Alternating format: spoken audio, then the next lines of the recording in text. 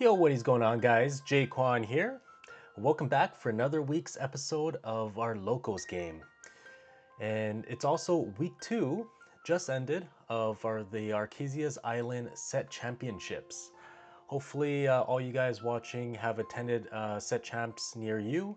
And, best of luck to those that haven't. And, we'll be joining Set Champs on week 3 and week 4. I did manage to take it away with another top 8 win, got 4th place, playing Blurple. It's a similar list to the list that you're seeing right now with a few variations. For example, one of the cards that you see me playing in these games here would be Cogsworth. I was testing 2 Cogsworth, 2 Baymax, and 2 Bells at this time, and realized that Cogsworth just didn't really work well with Bell or Baymax because of that Resist 1. That Resist 1 was nice in some games prior when I had Peter Pan Shadowfinder alongside with maybe Iago and all that, just allowing my evasives to rush in and just surviving a little bit longer, but long term it just wasn't worth it. So I did end up cutting it after this game here for the set champs and essentially replaced it with another copy of Bell Shift and then also another copy of Baymax as well. Alright, so I do go first here, and I started off by playing a Broom. In this particular build, I do have 8 1-drops, which is 4 Brooms and 4 Popsicles. With any particular matchup, when you are playing Blurple, you do want to make sure that you are mulliganing for at least a 1-drop and a ramp. Depending on the matchup, Azurite C is better on the play, especially if you can get maybe a Broom and a Popsicle. That way you can just ramp into that other 1-drop. But if you're on the draw, then Tipo might be better as well. And it also depends, of course, in this matchup. Probably don't want to have too many 1-drops on board just because of that Cinderella, which of course we see here that gets played on turn 1, right? So on turn 2, we did get our ramp, so we do sail the Azurite Sea, drawing us a card. Now, I believe I wanted to take the chance in case I did draw another Broom, which I don't believe I did. Otherwise, I would have inked a card and then played a Broom and then banished the current Broom to draw 1 card. But instead, I wanted to set up my Popsicle. Most likely because I have Peter Pan Shadowfinder. So it will come in very handy next turn because his Cinderella is now exerted from taking out our Broom with a Storm Rage on.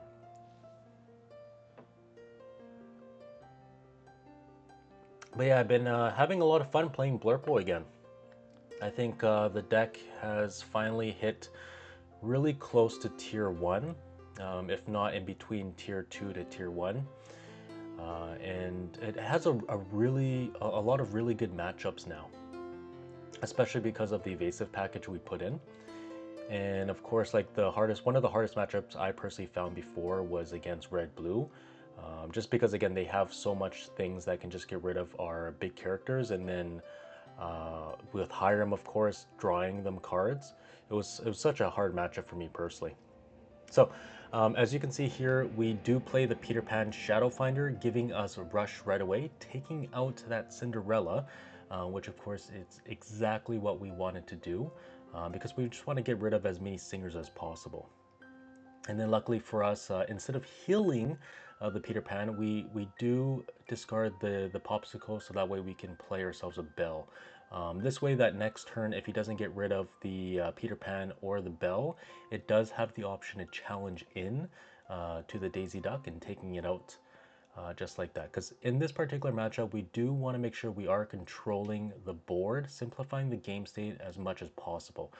Just because the Amber Steel decks can run away with the game, the wider they go, especially mid-game when they do get themselves the whole new world, and that's when things can really get out of hand. So we want to take out any of their singers, so prioritizing like Ariels, Robin Hoods, and Naveen's. So just anything that can sing 5-cost songs like Whole New World and Grab Your Swords we want to avoid. So we do play the Genie, allowing us to draw 1 card, and because it is evasive, Peter Pan Shadowfinder will give it Rush. Therefore, Genie and Peter Pan can take out the Daisy Duck.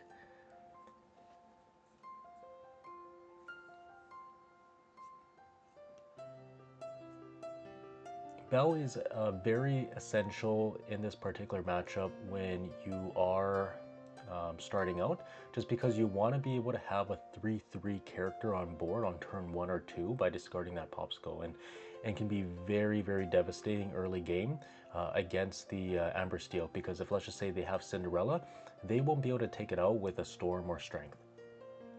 So he plays Naveen.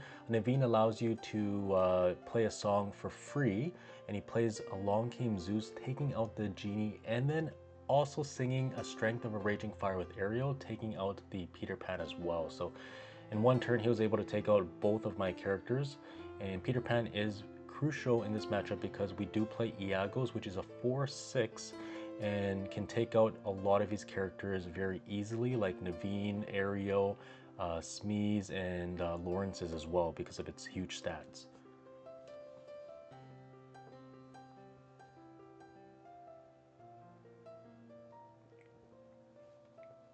Okay, so he plays another Daisy. Looks like he only has one card left in hand.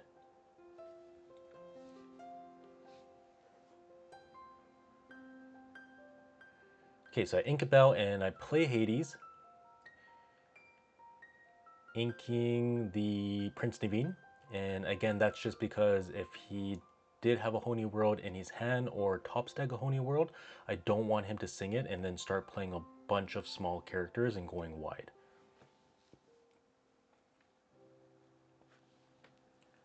Okay, so sorry, it looks like he did choose to challenge into the Bell instead of questing.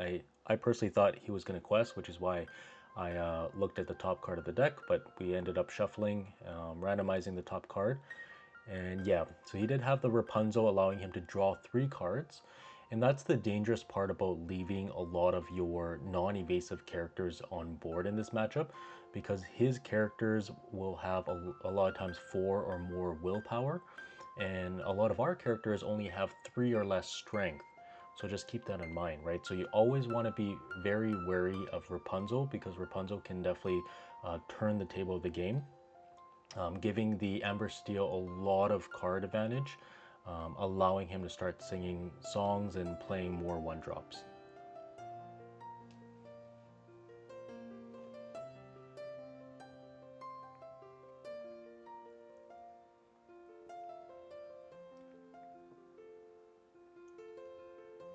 Okay, so he inks a card and plays Smee and passes turn. So I am currently in top deck mode, but because we are fully ramped, we do have the chance of course, snowballing from friends on the other side, or even finders keepers as well, and still inking something and playing a card. But, you know, top decking Crab, Merlin Crab, isn't always the worst, because it did give us enough strength to be able to take out that Daisy Duck. And the reason why, again, I don't quest with the Hades is because he has a Rapunzel that's a 1/5. So he could potentially challenge into my Hades with his Rapunzel, and then playing another Rapunzel, healing him up, and then getting more and more cards, right? So again, I'm always trying to play around with that. Unfortunately for us, he had so many removal in the forms of songs like Zeus and Strength of a Raging Fire. Again, controlling a board, right? Taking out our Peter Pan and Crab, unfortunately. Leaving us on still with the top deck mode and with only one character on board. But it did come in our favor because Rapunzel was exerted. And again, we did also top deck another Crab, giving Hades +3 Challenger, allowing us to take it out. Now, yes, in this board state, the Troubadour does have 1/3, but does resist 1. So he could also potentially challenge into the Hades with his Troubadour if he did top deck another Rapunzel. But again, we just want to make sure we are controlling his board, and that Rapunzel being a 1/5 and a 2 quester was just way too powerful to just leave on board like that, especially because if, let's just say, we top deck that Crab and we don't do anything with it, is a very big tempo loss for us, because we want to make sure we are applying pressure turn after turn by playing as many characters as possible with bigger stats than he does. So Cogsworth will help with this, giving us one resist to all our characters except for himself. This way we can slowly start to challenge in more and more of his characters. For example, right now, Crab can challenge into Smee and still survive, right? But we do want to look for cards that have a lot of strength because that Troubadour is going to be a problem as well. A lot of times I don't mind leaving my non-evasive characters exerted as long as he does not have anything that's 4 or higher willpower. Because a lot of our characters does have 3 strength or less, so we do want to be wary of those. Just because again, like the difference of him being able to challenge in and gain advantage from Rapunzel, right?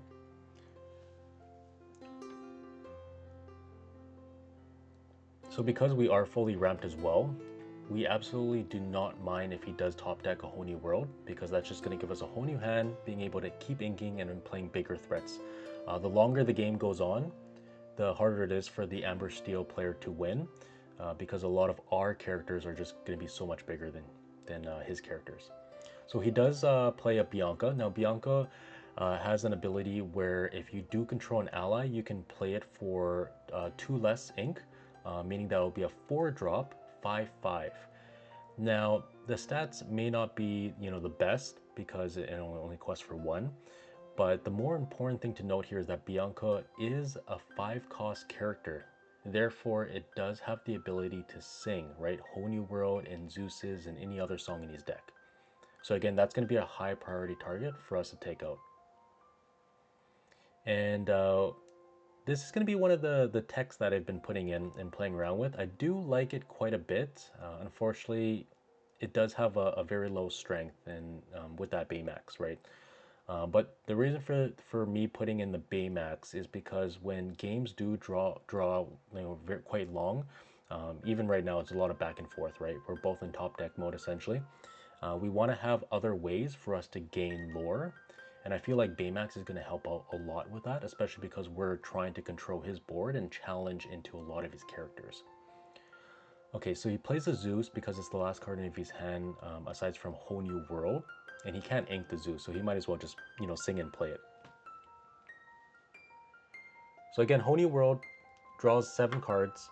We don't mind because we are playing Blurple, right? We are ramping, and we do have a lot of big characters that we want to see. So hopefully that Whole New World helps us out quite a bit. So it is going to be quite a gamble on his side to play Whole New World, right? Okay, so he drops a Robin Hood and drops a Lawrence.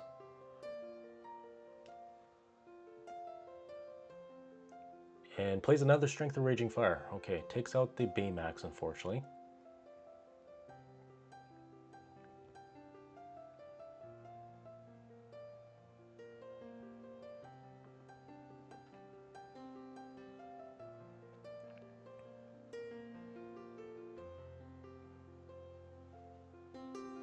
Okay, so we ink a Finder's Keepers. And again, a lot of the songs or actions that we have that draws us cards, we don't want to use our ink just to draw more cards unless we are top decking, because again, he is slowly starting to develop his board, and we want to be able to put on more and more pressure by playing characters, right? So inking Finders Keepers and Friends on the other side is not the worst play, right? There's no reason for us to keep it, especially because we're playing against a traditional Amber song deck, and he has a really high chance of saying Whole New Worlds multiple times in a game.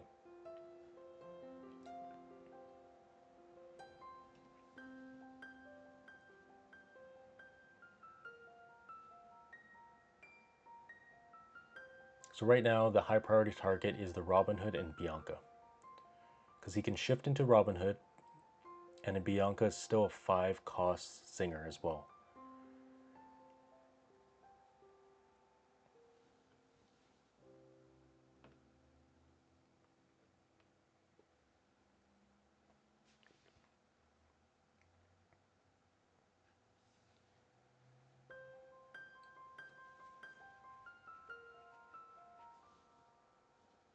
Okay, so we challenge into the Bianca, taking 4 damage instead of 5, because again that resists 1 from Cogsworth.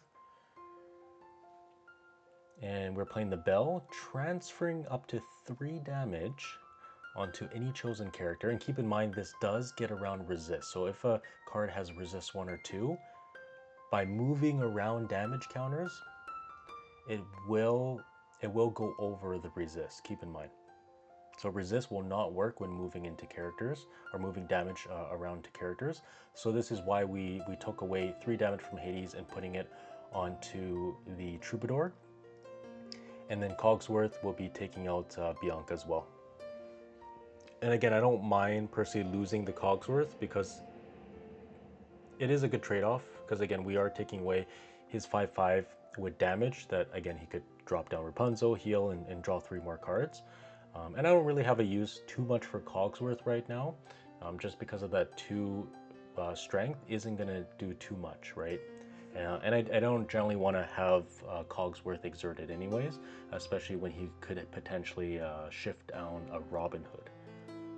So as you can see, there was another Rapunzel, right? So we always got to keep in mind of the Rapunzel when playing any sort of Amber Steel matchup. So he sings another Let the Storm Rage On, taking out the Hades. Kind of regretting that Cogsworth now, because then that Storm Rage On wouldn't banish my Hades, but it is what it is. We just gotta, again, like keep playing characters with a lot of willpower. Okay, so he developed his board again, playing the Rapunzel and Cinderella, having a total of 4 characters now. Okay, so I top decked another Friends or Finders Keepers, and I just inked that instantly, because again, we have no use for it at this time, and our hand size is pretty healthy. Right, we have about 6 cards in our hand right now, so we do have a lot of options and a decent amount of ink.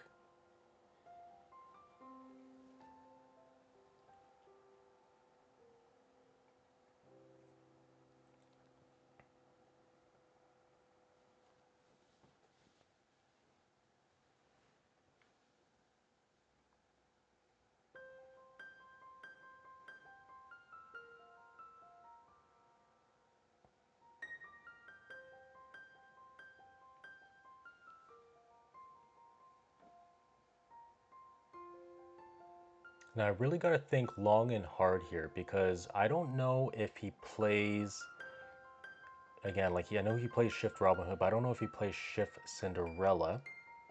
And I also have to figure out to see what's going to be the priority to take out. What am I more afraid of right now that could potentially lose the whole entire game for me? So I do have the Elsa exerting the Rapunzel. And the fact that Rapunzel has a higher willpower and also quest for 2, I'm prioritizing that particular character right now, which is why I chose to exert the Rapunzel and taking it out, challenging with the Belle and the Elsa, just because again Elsa has that rush.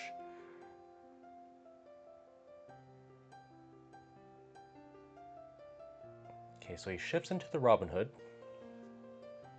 and Robin Hood is going to gain 2 lore anytime it challenges a character and banishes it. And then he also plays the Ariel. Okay, so he did manage to find the Zeus. Not something that we want to see, because yeah, he's going to be able to sing the Zeus with the Robin Hood, taking out most likely the Genie. Yeah, okay. Because the thing was with Amber Steel is that, keep in mind, they don't have any sort of evasive characters that they generally play. So using your songs specifically on evasive threats is going to be the priority for him. Because a lot of our evasive characters, if they go unchecked, they can just gain a lot of lore, especially the Genie, right? Because it does quest for 2.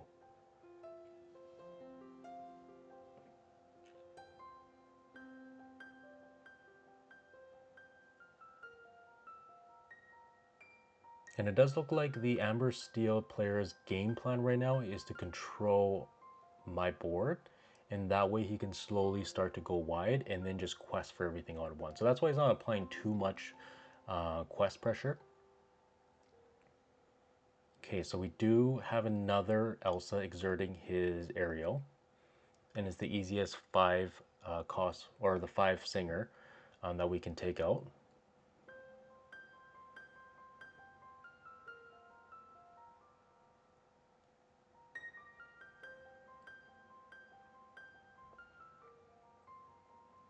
inking friends, and playing out a Baymax, healing my Elsa, and then gaining 2 lore. So thanks to Baymax, we are able to keep up with the lore gain while our other characters are busy challenging. So that's why I love Baymax. Baymax is awesome. Okay, so he plays the aerial shift. And essentially what that does is anytime he plays a song, he can pay 2 to deal, I believe it's 2 or 3 damage to any chosen character. And he sings Whole New World with Robin Hood, refreshing his hand. And then yeah, he looks like he pays 2 and dealing 3 damage into my Elsa, taking it out. Which is a very strong tempo play here. Because next turn, he does have quite a bit of ink as well, so he can essentially drop almost his whole hand if he wanted to.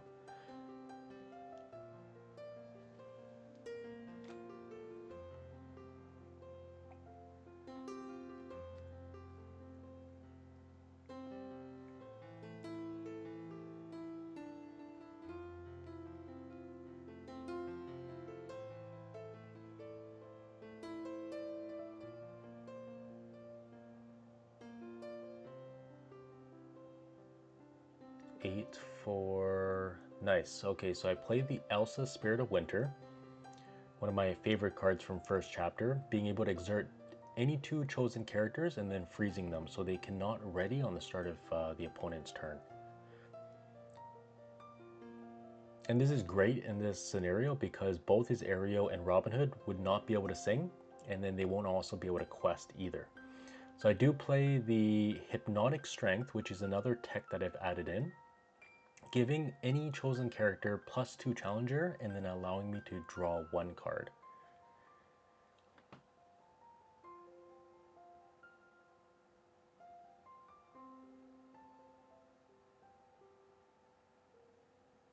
I like Hypnotic Strength because playing Hypnotic Strength in Crab does go very well with my Brooms and T-Bows. Being able to control any sort of characters that gets exerted early in the game. And the Hypnotic Strength is just a cheaper Crab, but yeah, sure, it doesn't develop your actual board. But sometimes you do also want that card draw while having additional strength, right? Especially if, let's just say, a location is out.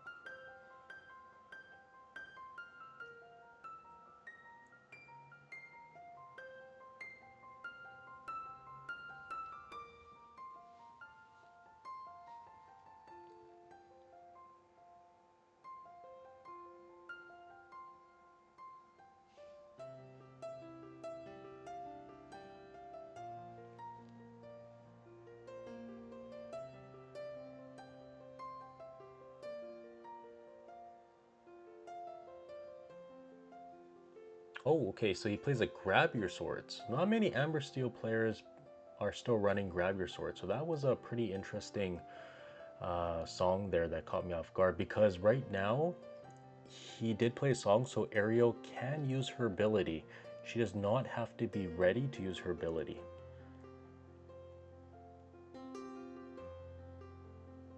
Okay, so she does, or he does choose to ping the Elsa for 3 damage, taking it out.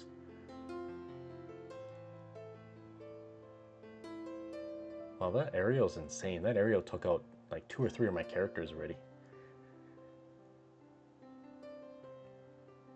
Plays a Smee and sings a Strength of a Raging Fire. I swear that's like the 3rd Raging Fire that got resolved on our characters. I think this whole game we saw like 3 Raging Fires and 3 Storm. But to be fair, he did Whole New World like twice.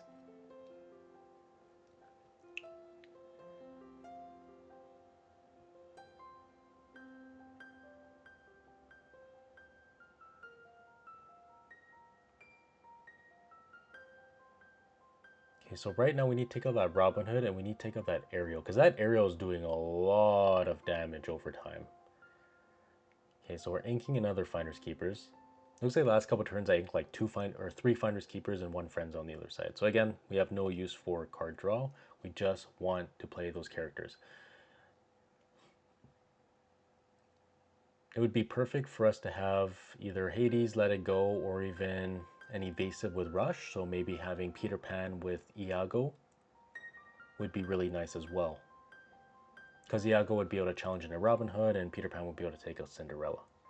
So I do play that Genie. Most likely I'm trying to find the Peter Pan right now, which is why I'm playing the Genie first to get that card draw to see if I, did manage to draw that Peter Pan, which I don't believe I did.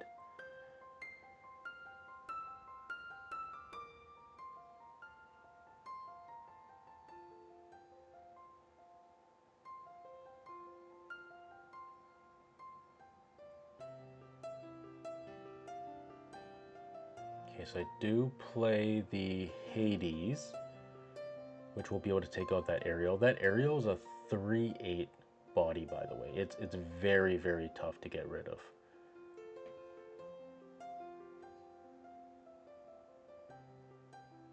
And Baymax is going to challenge into the Robin Hood, because again, I want to get rid of those 5-cost singers.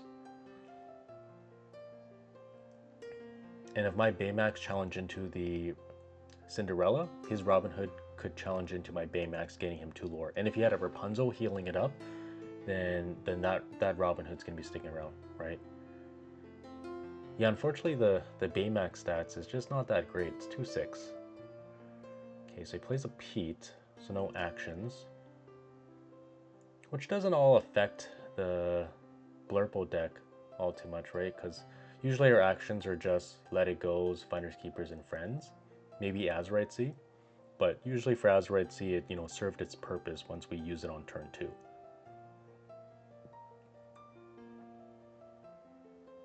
Okay, so Ariel finds the World's Greatest Criminal Mind, and he does ink it.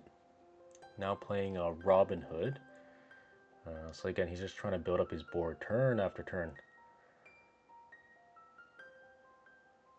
This is probably like one of the longest game ones as well. Like I think we're like 27, 28 minutes in, and we're not even halfway through the game yet. But it does look like the opponent's resources is running dry, and his deck's looking a little thin there from all the draw and whole new worlds he's resolved.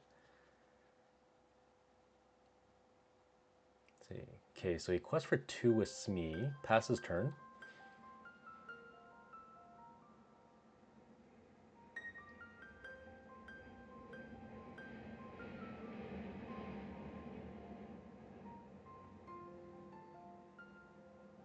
Nice, so playing an Elsa, I think this is like the 3rd Elsa I'm resolving.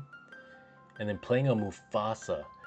So this is also another really cool tech that I've added in. It is my 61st card, so it is a flex spot. It was either Mufasa or the new Donald Duck that makes it so the opponent needs to get 25 lore to win. But I figured Mufasa might be a better meta call as a tech, just because late in this game, like we are seeing now, I want to be able to just throw down my whole entire hand, playing 2, 3, 4 cards in one turn, because Blurple is a little bit slow in a way where it only plays 1 or 2 cards per turn, right? Because it just has so many high cost characters. So Mufasa will allow me to not only get back a lot of cards that I might have inked that would be really good, because it allows you to take back 2 random cards from your inkwell and back into your hand. And then when it quests, you ready out all of your ink, meaning that again I can reuse them on that same turn. And it does also quest for 4. So I do represent Letho on board as of now, and he has to find a way to take out my Genie, my Hades, and my Mufasa.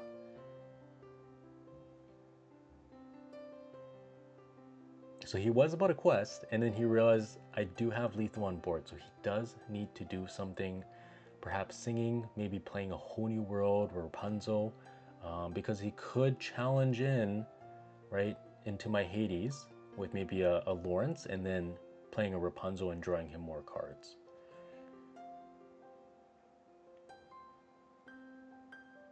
Yeah, I'm telling him that he needs to prioritize the Mufasa, because Mufasa is going to quest for 4, and if Elsa's still on board or any other character still on board, I'm just going to instantly win.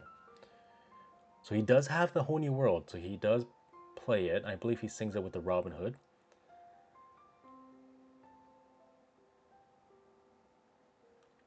So right now he's trying to look for Zeus and Strength to take out my G and Elsa, just because the Mufasa has a huge amount of willpower, so it's very, very hard to take out.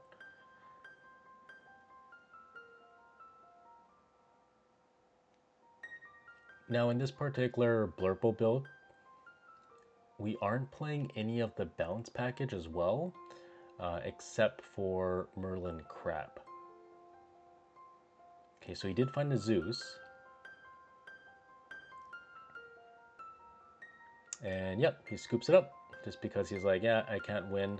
And he has like 4 cards left in his deck, right? So in that whole entire game, he probably resolved 3 to 4 storms, all his strength. Maybe we saw like 3 Zeuses, right? So almost all of his removals gone.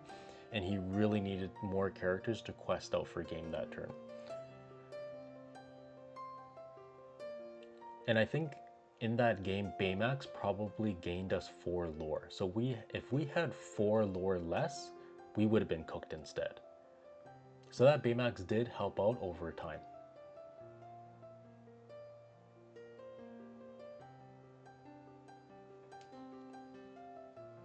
Now, because this is a best out of 2 in just a locals league, I believe we will be going into time soon. And again, once we go into time and in a match like this is where we go into turns, right? Up to 5 turns, and then you have 5 turns essentially in total, so 3 turns each to be able to finish the game. And if you don't, then both of the players have a draw, unless one of the other players have won on a best of 2 format. Then the player that did not win game 1 will automatically get a loss, and the player that did win in game 1 will get 3 points rather than 7, of course, from being a 2-0, right? If he did manage to do that. So with this matchup, Amber Steel on the play is very, very scary. Because if he plays a Cinderella, that could potentially control all of my 1-drops. He could also play Daisy on turn 1 and maybe double Daisy on turn 2. So Amber Steel on the play is very difficult. Okay, so we did find a 1-drop, and luckily for us, he did also play the Daisy Duck. So we're not too scared about Cinderella, singing and putting out that Storm Rage on to take out that broom. Unfortunately, the Daisy Duck quested to use its effect. If we reveal the top card of the deck, if it's a character, we do get it and add it to our hand, but it was not a character, so we sent it back to the bottom of the deck. Saying Finders Keepers, since we're not playing that for a while. And then questing for 1, playing the Teeple. Now keep in mind, in this case here, we can choose which effect to activate in the bag. So we choose to activate the broom, drawing us a card first, and then that way we have more options to ink something else with Teeple. So keep that in mind. You do have that option of choosing which one goes first.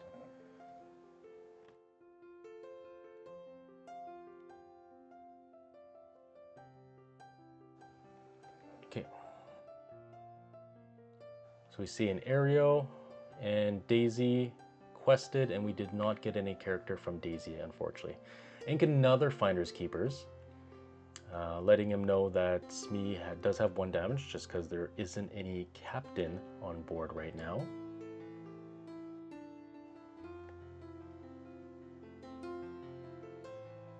Okay, playing Peter Pan, taking out the Smee.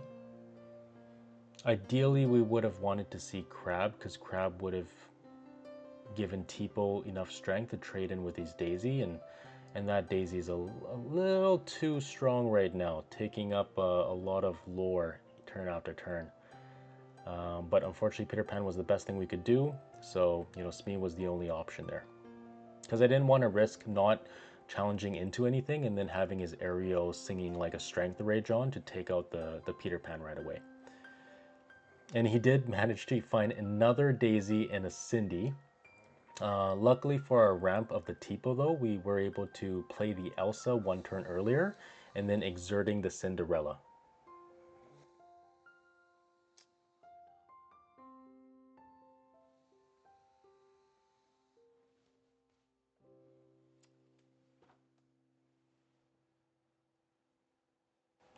Yeah, so it looks like it's pretty oppressive right now. That Cinderella's going to sing a Strength of Raging Fire, taking out our Elsa, which we actually needed to challenge more into his characters. Because again, if we have Crab, then that Crab would have given us more strength to challenge into his Daisies. But right now, it does look like Daisy is the MVP of Game 2. It's just gaining so much lore, and it's just so hard to get rid of right now because that Cinderella is just singing a bunch of songs and controlling our board. So this might be a very quick game compared to our game one. Yeah, and he just hard casts a Zeus, and that literally just controls the board. Daisy's gonna quest a 17. There's literally nothing I could play that would be able to take out any of these daisies, and even if I did manage to take out one daisy, that next daisy is gonna quest for 19, and that means every single character that he plays turn after turn will need to get rid of it. So yeah, there's really not much we can do. Luckily for us, we did get the game one win, so we did end up going for a draw here. And again, like when it comes to these harder matchups, that's usually the best that you can hope for, right? Yeah, so I'm playing a genie, and just because again, I could have maybe got a Peter Pan, but nonetheless, thanks for watching, guys. Please like and subscribe, and I'll see you guys in the next one. Peace.